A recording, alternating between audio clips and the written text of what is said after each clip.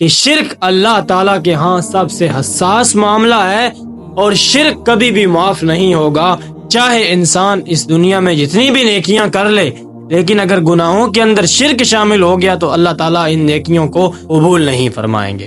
سب سے پہلے سورہ نساء کے اندر اللہ تعالیٰ نے 2 آیات بالکل ایک جیسی ذکر فرمائی ہیں۔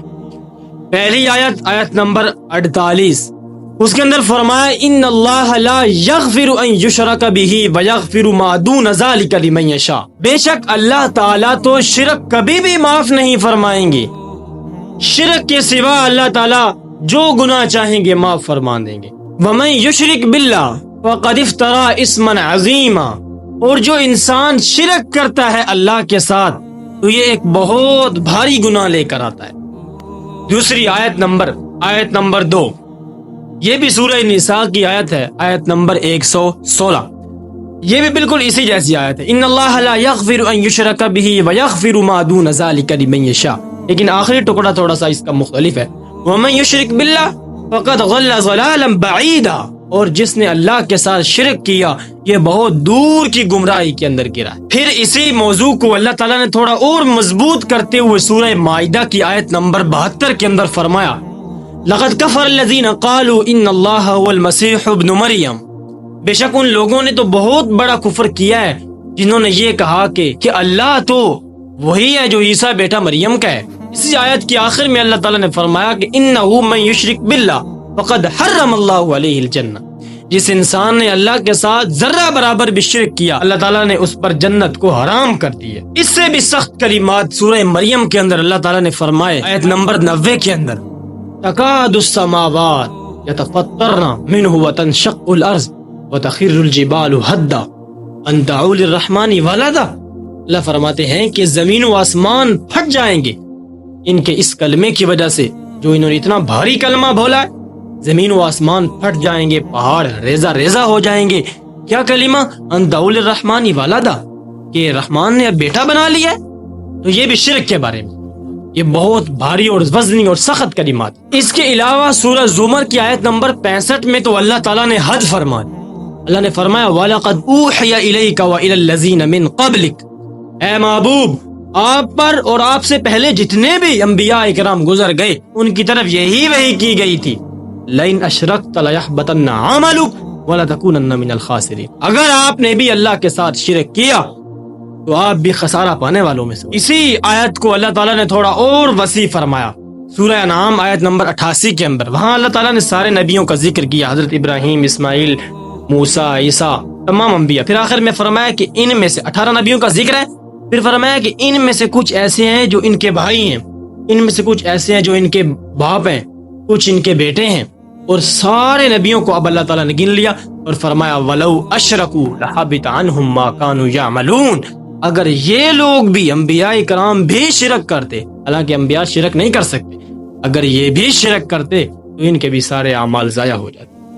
اب میں آپ کے سامنے 7 احادیث شرک کی نحوست پر، شرک کی قباحت کو بیان کرتی ہیں، 7 احادیث میں آپ کے سامنے ذکر کرتا ہوں۔ پہلی حدیث صحیح مسلم کے اندر 6833 نمبر حدیث ہے، آپ صلی اللہ علیہ وسلم نے فرمایا تمہارا رب کہتا ہے، حدیث قدسی ہے، اے آدم کے بیٹے اگر تو زمین و آسمان بھر کر بھی میرے پاس گناہ لے کر آئے لیکن تو نے ان گناہوں میں شرک نہ کیا ہو تو تیرے ساتھ میری ملاقات مغفرت کے ساتھ ہوگی۔ حدیث نمبر 2 بخاری کے اندر 6304 نمبر اور مسلم کے اندر 491 نمبر حدیث ہے، آپ صلی اللہ علیہ وسلم نے فرمایا کہ ہر نبی کو ایک دعا دی گئی تھی اور اس نے وہ دعا اسی دنیا میں مانگ لی، لیکن جو مجھے دعا دی گئی تھی میں نے وہ دعا اس دنیا میں نہیں مانگی، میں قیامت والے دن وہ دعا مانگوں گا اور میری اس دعا کا فائدہ ہر انسان کو ہوگا سوائے اس انسان کے جس نے شرک کیا ہوگا،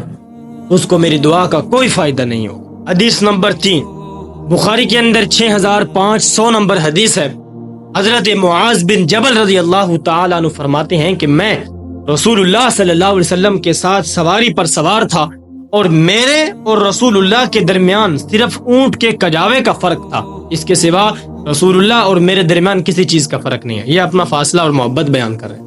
اچانک رسول اللہ نے فرمایا یا معاذ اے معاذ میری بات سن. میں نے عرض کیا لبیک یا رسول اللہ والصادق. پھر آپ خاموش ہو گئے, تھوڑا سا چلے, پھر فرمایا یا معاذ. میں نے پھر عرض کی لبیک یا رسول اللہ والصادق. تیسری مرتبہ پھر آپ نے فرمایا اے معاذ کیا تو جانتا ہے کہ اللہ کا بندے پر حق کیا ہے؟ میں نے عرض کیا اللہ اور اس کا رسول بہتر جانتا ہے. تو آپ نے فرمایا اللہ کا اپنے بندے پر حق یہ ہے کہ انسان اپنے رب کے ساتھ شرک نہ کرے. اور پھر فرمایا اے معاذ تو جانتا ہے پھر اللہ پر بندے کا حق کیا ہے؟ تو میں نے عرض کیا اللہ اور اس کا رسول جانتا ہے. آپ نے فرمایا اللہ پر بندے کا حق یہ ہے کہ اللہ انسان کے گناہوں کو معاف فرمائے. چوتھی حدیث بخاری کے اندر 4476 نمبر حدیث ہے. آپ صلی اللہ علیہ وسلم نے فرمایا, وہ بڑی لمبی حدیث ہے, حدیث شفاعت. پہلے لوگ حضرت آدم کے پاس, پھر حضرت نوح, حضرت ابراہیم, یعنی سارے انبیاء کے پاس جائیں گے, پھر آخر میں میرے پاس آئیں گے اور پھر میں اپنی امت کے لیے شفاعت کروں گا. پھر اللہ تعالیٰ میرے لیے ایک حد مقرر فرمائیں گے, میں لوگوں کو جنت میں ڈال کر آؤں گا. پھر دوسری مرتبہ, پھر تیسری مرتبہ, چوتھی مرتبہ مجھے کہا جائے گا اے محمد صلی اللہ علیہ وسلم اب آپ کا کوئی امتی بھی جہنم کے اندر نہیں ہے سوائے اس انسان کے جن پر اللہ نے جنت کو حرام کر دیا. محمد ابن اسماعیل البخاری رحمہ اللہ فرماتے ہیں کہ یہ وہ لوگ ہیں جن پر اللہ تعالیٰ نے خالدین کا لفظ بولا ہے, جو جہنم میں ہمیشہ رہیں گے. اور خالدین کون ہے؟ ومن یشرک باللہ فقد حرم اللہ علیہ الجنہ ومأواہ النار. یہ ہے خالدین جنہوں نے شرک کیا اور ہمیشہ جہنم میں اندر رہیں گے. 5 نمبر حدیث بخاری کے اندر 129 نمبر حدیث ہے. آپ صلی اللہ علیہ وسلم نے فرمایا جو انسان اللہ کے ساتھ اس حال میں ملا کہ اس نے شرک نہ کیا ہو تو اللہ تعالیٰ اس کے سارے گناہوں کو معاف فرمائیں گے اور اس کو جنت میں ٹھکانہ عطا فرمائیں گے.